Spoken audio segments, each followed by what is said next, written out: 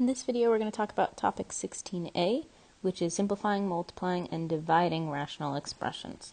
So example 5 here, we're multiplying two fractions. Those are rational expressions. And the first step that we want to do is factor. Any part of either of these fractions that can be factored, we want to try to break it down as much as possible. So we're going to start with the top left. That has a GCF of 4x. So we can pull out 4x. We're left with x minus 1.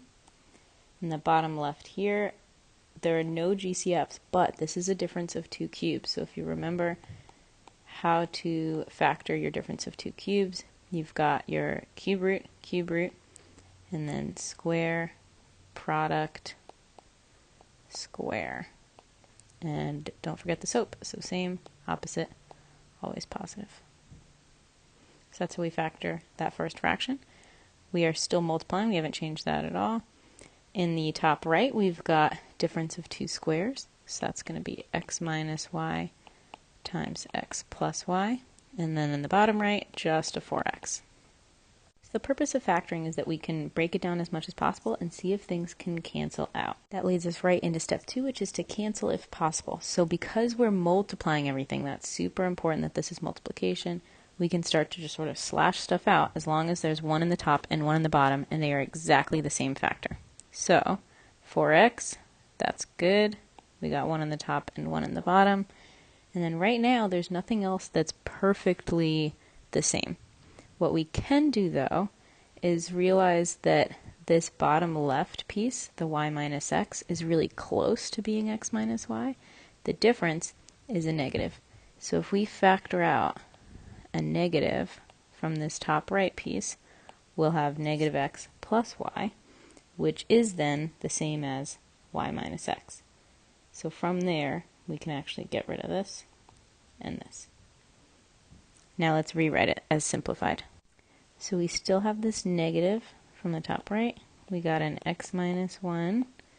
We got an x plus y all over that y squared plus yx plus x squared. And nothing else can be canceled out. We don't have any other common factors, so this is our final answer. Now example number 6 is a little bit different because we're not multiplying here, we're dividing. So in order to divide fractions, you keep, change, flip. And I always like to do that first. KCF or keep, change, flip. So we keep the first fraction exactly the same. We change the operation to multiplication, and we flip the second fraction. Now this isn't really a fraction as it is, but x minus 1 is technically x minus 1 divided by 1. So if we're going to flip that over, do the reciprocal, we have 1 over x minus 1. And then once we keep, change, flip, it's the same kind of problem that we just did before. We want to factor out anything that we can, so I'm going to factor this stuff here. And remember, to factor trinomials, we're looking for what could multiply to be positive 2 and add to be negative 3. So that's why I got negative 2 and negative 1. So step 1 was to factor. Step 2 is to try to cancel anything out. So do we have anything in the top and in the bottom? We have an x minus 1 and an x minus 1. Big misconception right here. I cannot get rid of these x's because the x minus 2 is connected. It's a whole thing. You can only get rid of that x if you get rid of x minus 2 as a whole entity. So because we can't get rid of x minus 2 as a whole thing, we can't get rid of any part of it. So now let's write it as a simplified piece. X minus 2 times that 1 over there is just x minus 2. And then in the bottom we got 4x squared. And that's our final answer.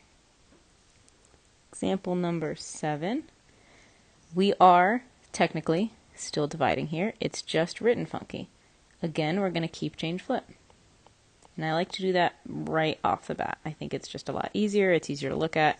Everything about it makes it cleaner. So we're going to rewrite it with the first fraction exactly the same. So that's that top fraction. And then we change the operation from this big division here to multiplication.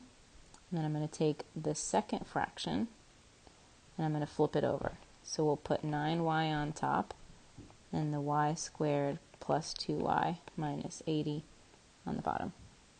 And now again, it's a multiplication problem. It looks at least 80 times easier, I think. So now we're going to try to factor. So this top left can factor what multiplies to be negative 56 and adds to be negative 1 is going to be y minus 8 and y plus 7. We got the y plus 7 in the bottom, which is great. Over here, 9y is not factorable. And in the bottom, what multiplies to be negative 80 and adds to be positive 2, we're going to get a y plus 10 and a y minus 8. Can anything cancel out as a whole factor? We got the y plus 7s. We got the y minus 8s. So even though they're in opposite fractions, because we have one in the top and one in the bottom, that's all we need in order to cancel stuff out. So now we're just left with that 9y over y plus 10. You can keep the y plus 10 in parentheses, but it's not doing anything right now, so you don't have to. And that's our final answer. Now we're going to check our work, check our answer using our calculator. So first we're going to store 0.123 for y. Then we're going to type in the original problem. So I'm just typing in the latest problem that we just finished with. And we can use our alpha y equals, and we actually have to do this 2 times because this is that complex fraction. So I'm just typing in all the numbers and variables using the alpha 1 to pull up our y.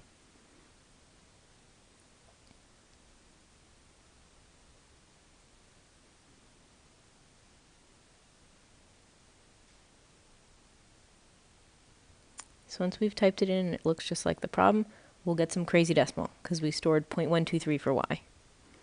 Now what we want to do is type in our answer that we got, and theoretically if we did it right, we type in the answer, it should match. Both of those things are equal.